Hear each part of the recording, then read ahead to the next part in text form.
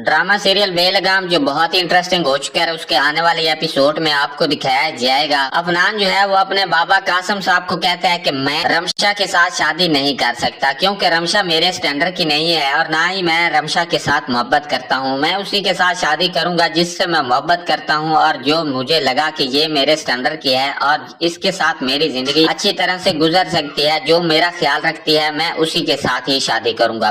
फिर कासिम साहब जो है वो अपने बेटे से कहते हैं कि ये तुम क्या कह रहे हो, तुम्हें क्या लगता है कि तुम्हारा बाप तुम्हारे लिए अच्छी बीवी का इंतखाब नहीं करेगा? मैं तुम्हारे लिए फिक्रमंद नहीं हूँ और तुम्हें क्या मुझसे अपनी ज्यादा फिक्र है और तुम्हें परेशान होने की जरूरत नहीं है। मैं अच्छी तरह समझता हूँ कि तुम्हारे लिए क्या अच्छा है और क्या बुरा है। और फिर अफनान कहता है कि नहीं बाबा, मैं उस लड़की के साथ मोहब्बत नहीं करता और ना ही मैं उसके साथ शादी करना चाहता हूँ। और फिर कासिम साहब कहता है कि नहीं, ऐसा नहीं हो सकता, तुम्हें शादी तो उसी लड़की के साथ ही करनी पड़ेगी, क्योंकि मैं उस लड़की को जबान दे चुका हूँ और मैं अपनी जबान से अब पीछे नहीं हट सकता।